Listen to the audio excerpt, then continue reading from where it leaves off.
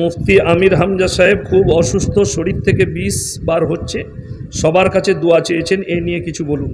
আল্লাহ তাআলা উনাকে সুস্থতা দান করুক, বলুন আমিন।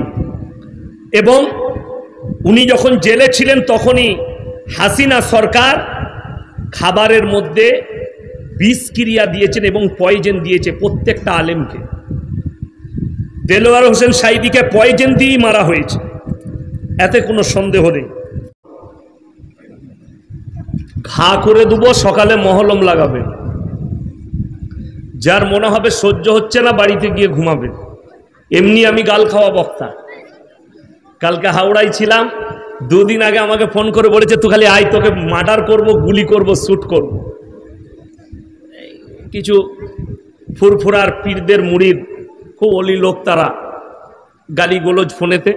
তো কালকে প্রশাসন ছিল, আমি তাদেরকে রেকর্ডিং পাঠালাম, তারা কেস পেস করেছিল থানায়, প্রশাসন গাড়ি থেকে জলসা হয়েছে, সবই বলেছি।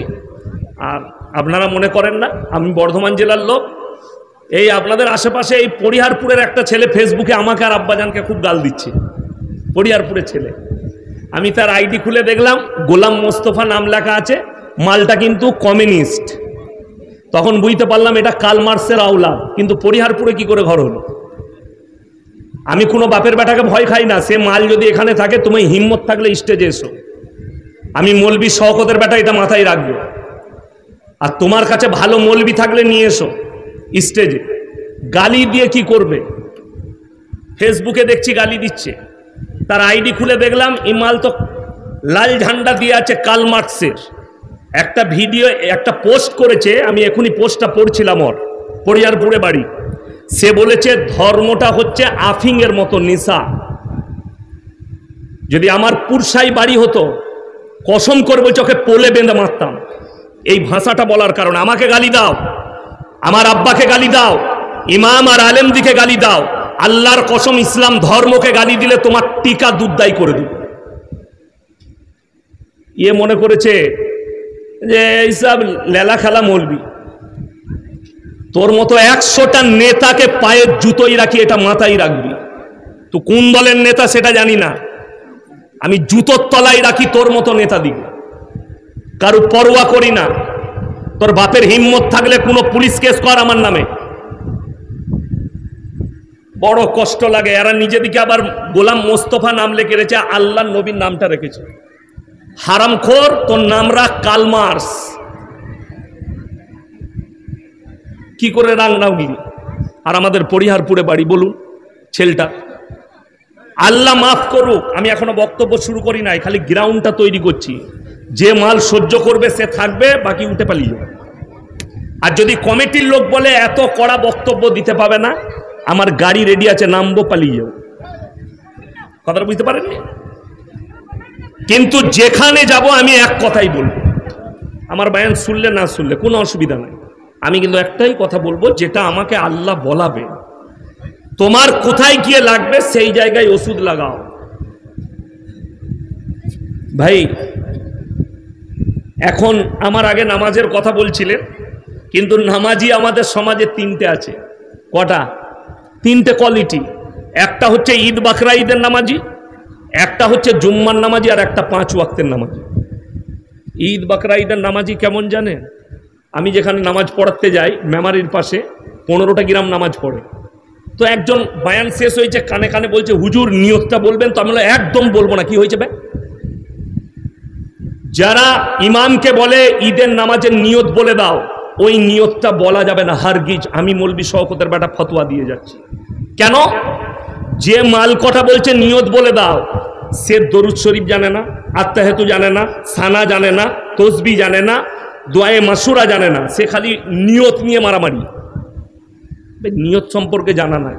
তুমি যদি নিয়ত না জানো, আর যদি ইমামের পেছনে গিয়ে বলো আল্লাহ আমি ঈদের নামাজের নিয়ত করলাম, এই ইমামের পেছনে আল্লাহু আকবার, নামাজ হয়ে যাবে।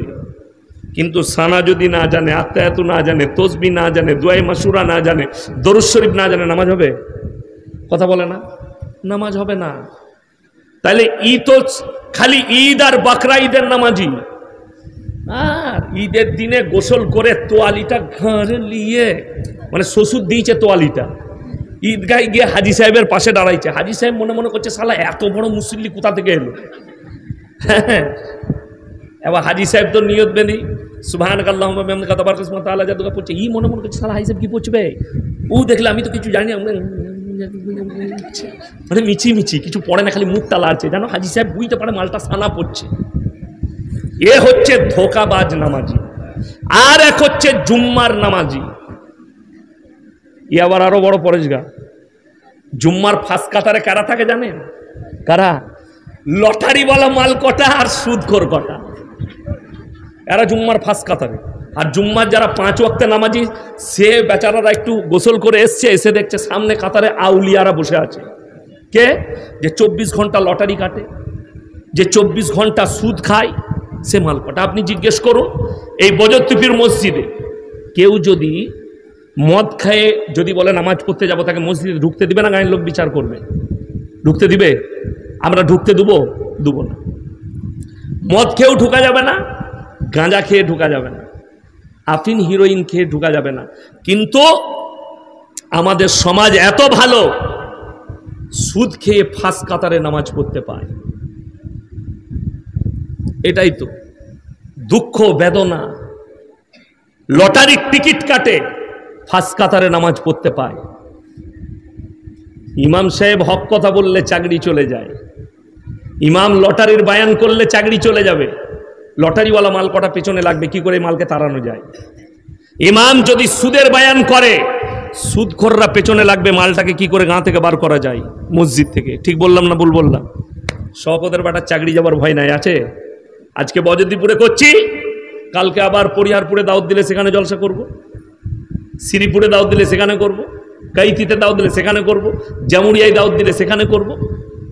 আমার চাকরি যাবার ভয় নাই, আমি যেখানে যাব এ কথাই বলব। আমি বলে দিই, আপনি ইসলামটা বুঝতে পারেন না। মুসলমান ইসলাম কি বুঝেছে? নামাজ, রোজা, হজ, যাকাত, কালমা, তসবিহ, তিলাওয়াত, এটা ইসলাম। ভুল। ইসলামটা এইখানেই সীমিত নেই। ইসলাম হচ্ছে মাথা থেকে পা পর্যন্ত একটা জীবন ব্যবস্থার নাম ইসলাম। যে জীবন ব্যবস্থাটা হযরত মুহাম্মদ মুস্তাফা সকলে বলুন সাল্লাল্লাহু আলাইহি সাল্লামের আখলাক আর চরিত্র দিয়ে ঘেরা আছে।